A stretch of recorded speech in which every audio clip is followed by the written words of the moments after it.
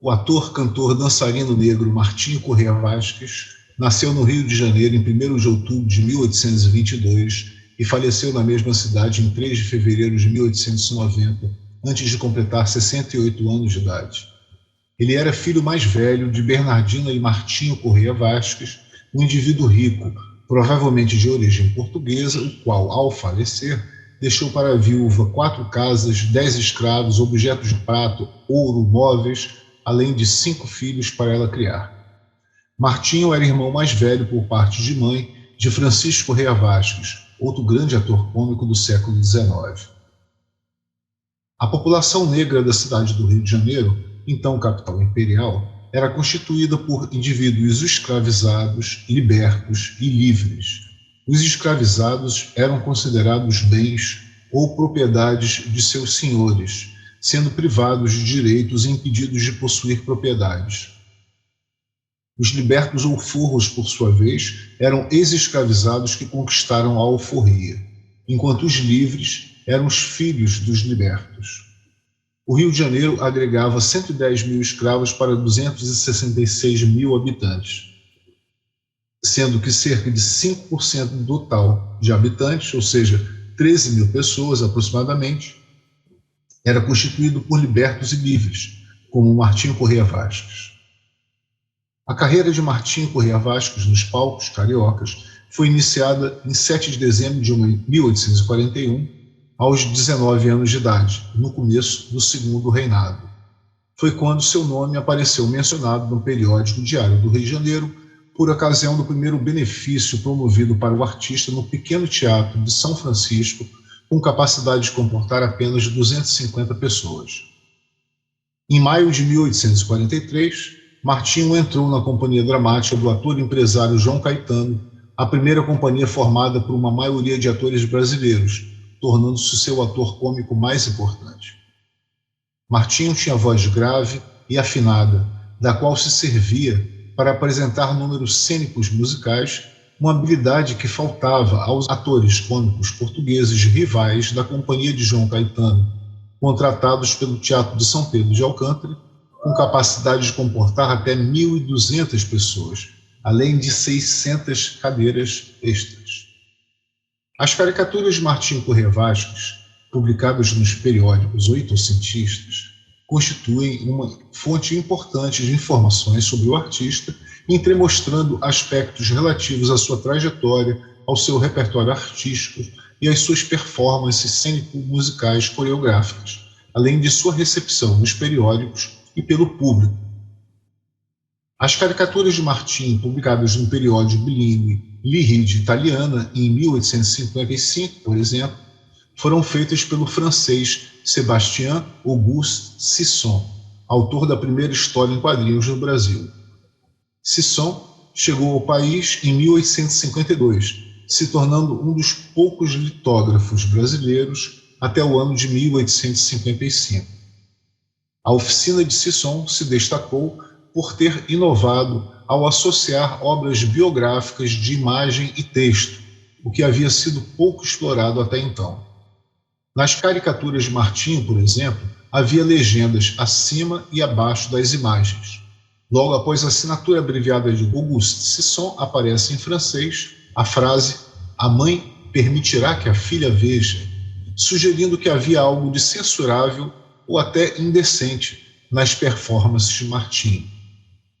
As caricaturas representam o artista no bailado cômico A Polca das Rosas, nas áreas do Capitão Matamouros, Mascate Italiano e O Boleiro Apaixonado, além de no papel principal da comédia O Noviço, de Martins Pena, que Martinho representou durante 21 anos. Estas áreas, nas quais Martinho simultaneamente cantava, dançava e interpretava, foram provavelmente compostas pelo violinista e compositor português Francisco de Sá Noronha, o qual colaborava com a companhia de João Caetano. As áreas cômicas de Sá Noronha, interpretadas por Martinho Corrêa Vasques, foram apresentadas inclusive em benefício da alforria de pessoas escravizadas, em espetáculos teatrais realizados na década de 1840, durante o período do tráfico negreiro ilegal. As caricaturas do periódico L'Iride Italiana foram acompanhadas por uma crítica escrita em italiano e português, elogiando Martinho ao chamá-lo de glória nacional e nosso primeiro artista baixo cômico, mas criticando ao mesmo tempo seu imperdoável hábito de ceder às gargalhadas e aos aplausos do público pouco ilustrado, segundo o jornal. Em 1863, o ator e empresário João Caetano veio a falecer e sua companhia dramática se desfez. Martinho passou então a se apresentar não apenas no Rio de Janeiro, mas também no Rio Grande do Sul, em Pernambuco e na Bahia. As caricaturas publicadas nas revistas A Vida Fluminense e Bataclan, em 1868 e 1869, correspondem ao período final da carreira de Martinho e foram feitas, respectivamente, pelo ilustrador italiano Angelo Agostini e pelos franceses Joseph Mille e Alfredo Michon. Agostini chegou ao Brasil ainda moço, aos 18 anos, na década de 1860, se estabelecendo em São Paulo e depois no Rio de Janeiro. Ele era abolicionista e republicano convicto e se tornou sócio da revista ilustrada A Vida Fluminense, publicada no Rio de Janeiro entre 1868 e 1875. A caricatura de Martinho, publicada na Vida Fluminense, representa o artista atuando no drama Forca por Forca, no papel de Valdec, um judeu agiota. O texto, original de Júlio Barbier, foi traduzido por Machado de Assis, encenado pela Companhia Dramática do português Luiz Cândido Furtado Coelho, no Teatro Ginásio Dramático. A peça continha apenas uma canção, intitulada Germânia, modinha de Furtado Coelho, cuja partitura foi anunciada à venda dias após a estreia teatral. O drama Forca por Forca foi criticado na revista A Vida Fluminense, e assim como a caricatura feita por Auguste Sisson no período L'Iride Italiana, o ilustrador Angelo Agostini também representou Martinho portando um nariz enorme. A caricatura de Martinho, publicada em 1869 no jornal Bataclan, inteiramente escrito em francês por fim, era de autoria dos ilustradores Joseph Mille e Alfredo Michon. A caricatura representava Martinho atuando na Baronesa de Caiapó, paródia feita por Furtado Coelho a partir de uma opereta francesa de Jacques Offenbach. Martinho representou o papel de Miguel Timbaud, o qual, segundo informa o jornal Bataclan, era um engenheiro maquinista francês trazido da Europa para aplicar o vapor nos engenhos da Baronesa de Caiapó, uma fazendeira rica e viajada. Miguel Timbaud falava ainda mal português e era conhecido pelos escravos das fazendas da baronesa como Musil Timbaud.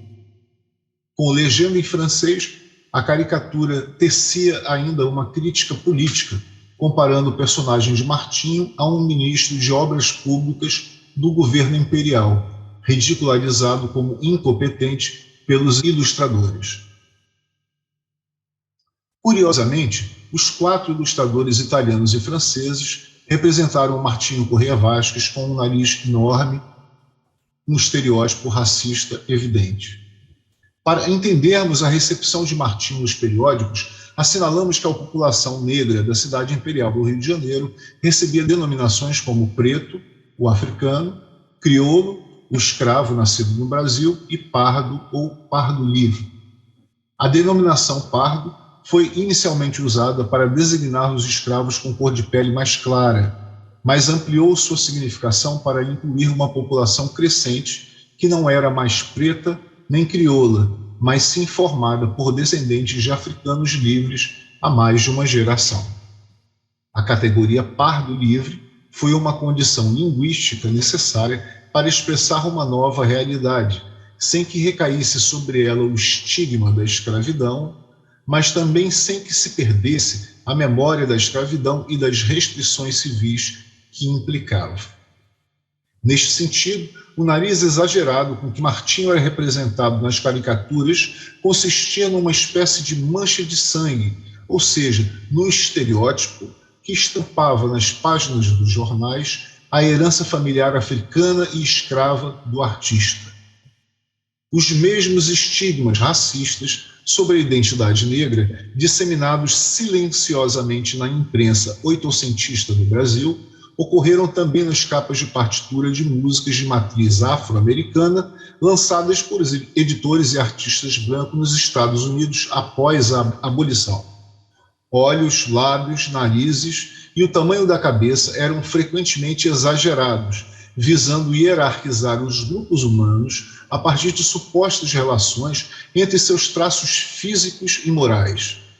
Dessa maneira, as imagens publicadas no Brasil e nos Estados Unidos conferiam cor e forma ao silêncio, assim divulgando estigmas sobre o corpo e o comportamento negros.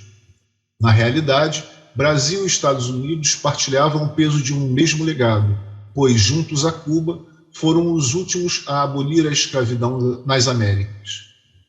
A maneira estereotipada e racista com que Martinho era representado nas caricaturas feitas por ilustradores franceses e italianos, nos periódicos e revistas, exemplificava a difícil situação de um artista negro e livre vivendo na sociedade escravocrata do Brasil oitocentista.